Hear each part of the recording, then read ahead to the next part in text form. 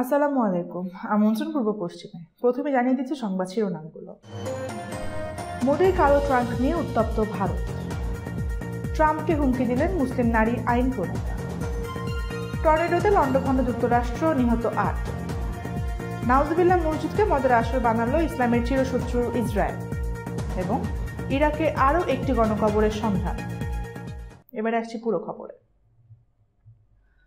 ভোটের সময় ভারতের রাজধানীতে উত্তাপ ছড়িয়েছে একটি কালো ট্রাঙ্ক। কংগ্রেসের অভিযোগ, রহস্যময় সেই ট্রাঙ্কটি প্রধানমন্ত্রী নরেন্দ্র মোদীর হেলিকপ্টার কনভয় থেকে নামানো হয়েছে। নির্বাচন কমিশনকে ঘটনাটি তদন্ত করে দেখার দাবি জানিয়েছে তারা। ঘটনাটি ঘটে সপ্তাহের শুরুর দিকে ৯ এপ্রিলে। প্রধানমন্ত্রী কর্ণাটকের চিত্রদুর্গে ভোটের প্রচারে যাওয়ার সময়। কংগ্রেস বলছে প্রধানমন্ত্রী নামার আগেই তার নিরাপত্তা রক্ষীরা ট্রাঙ্কটি তড়িঘড়ি হেলিকপ্টার থেকে নামিয়ে একটি গোপন জায়গায় নিয়ে যায়। কংগ্রেস মুখপাত্র আনন্দ শর্মা বলেন, আমরা প্রধানমন্ত্রী হেলিকপ্টার পাহারায় থাকা আরও ৩টি হেলিকপ্টার দেখেছি। নামার পরে প্রধানমন্ত্রী হেলিকপ্টার থেকে একটি কালো ট্রাঙ্ক নামিয়ে দৌড়ে গিয়ে তা এক বেসরকারি গাড়িতে তুলে দেওয়া হয়। গাড়িটি মোদির বিশেষ নিরাপত্তা বহরে ছিল না। নির্বাচন কমিশনের কাছে ঘটনায় তদন্তের দাবি জানিয়েছে আনন্দ শর্মা।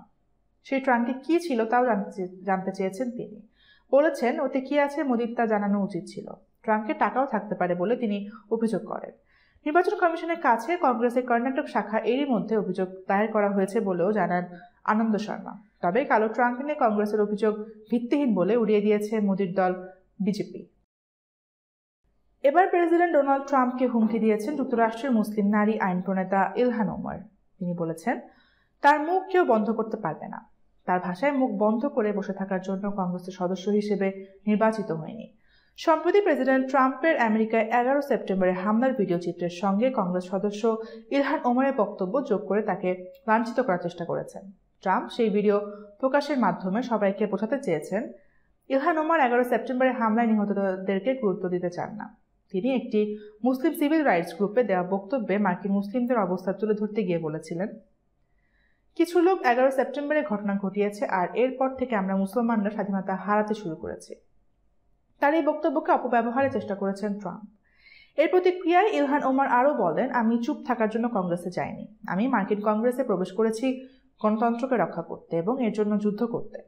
মার্কিন প্রেসিডেন্ট ডোনাল্ড ট্রাম্প মুসলিম নারী কংগ্রেস সদস্য ইলহান ওমরকে অবমাননাকারী ভিডিও টুইটারে প্রকাশ করার পর থেকেই ডেমোক্রেটিক পার্টি সংগঠনের প্রতিবাদ জানিয়ে আসছে।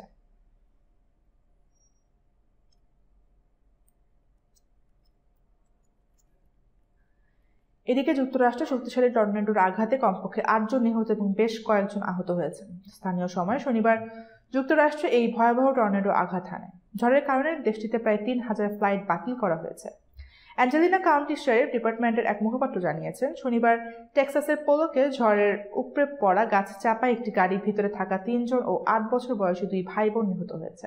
একই দিনে সন্ধ্যায় লুইজিয়ানার মনরোতে বৃষ্টির পানিতে উপচে পড়া ড্রেনের মধ্যে ডুবে ১৩ বছর বয়সী সেবাস্টিয়ান ওমার মার্টিনেজের মৃত্যু হয়।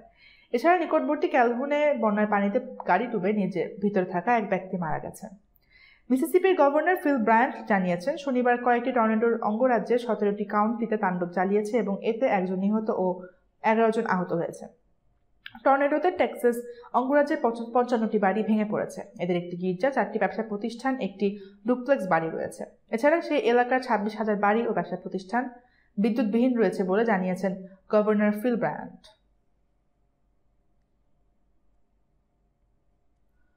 ঐতিহাসিক একটি মসজিদকে মদের আড্ডাখানা ও অনুষ্ঠান আয়োজনের স্থানে পরিণত করেছে ইসরায়েল। দেশটির সাফেদ পৌরসভায় অবস্থিত আল আহমার মসজিদকে বারে পরিণত করে এখন তার নামকরণ করা হয়েছে খান আল আহমার। লন্ডন ভিত্তিক পর্যবেক্ষণ সংস্থা মিডল ইস্ট মনিটর এর এক প্রতিবেদনে থেকে এই খবর জানা যায়।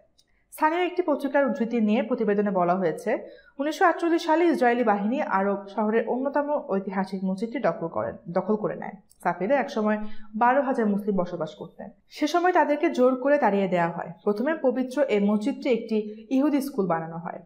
এরপর সেটিকে লিকুদ দলের নির্বাচনী প্রচারণার কাজে ব্যবহার করা হয়। কিছুদিন এটি ছিল কাপড়ের গুদাম এবং শেষমেশ এটিকে বানানো হয় একটি নাইট ক্লাব।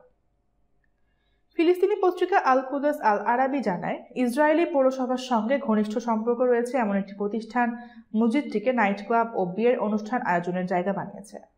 বর্তমানে মসজিদটির পবিত্রতা রক্ষা এবং তা ছেড়ে দেওয়ার জন্য স্থানীয় একটি ইসলামিক সংস্থার সেক্রেটারি খাইব তাবারি আদালতে আবেদন করেছে।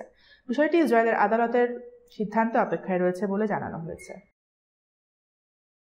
ইরাকের সাবেক প্রেসিডেন্ট সাদ্দাম হোসেনের আমলের কুর্দিদের একটি গণকবরের সন্ধান মিলেছে। 3 দশক আগে তাদেরকে হত্যা করেছিল সাদ্দামের বাহিনী। প্রেসিডেন্ট বারহাম সালির কার্যালয় জানিয়েছে, সামোয়া নগরীর প্রায় 170 কিলোমিটার পশ্চিমে গণকবরটি খুঁজে পাওয়া গেছে। কবরটিতে কয়েক ডজন কুর্দির দেহাবশেষ আছে। ধারণা করা হচ্ছে 1980-র দশকে সাদ্দামের আনফাল অভিযানের সময় এই কুর্দিরা নিহত হয়েছিল। সেই অভিযানে কুর্দিদের পাশাপাশি বিনাশ করা হয় সংখ্যালঘু কিছু সম্প্রদায়কেও। নিহত হয়েছিল 1,80,000 মানুষ। কুর্দিরা তার শাসন মেনে নিতে না চাওয়াতেই তাদেরকে খুন করা হয় এবং তাদেরকে সামোরায় নিয়ে গিয়ে কবর দেওয়া হয়। এই ছিল এখনকার মতো। সাথে থাকার জন্য ধন্যবাদ সবাইকে।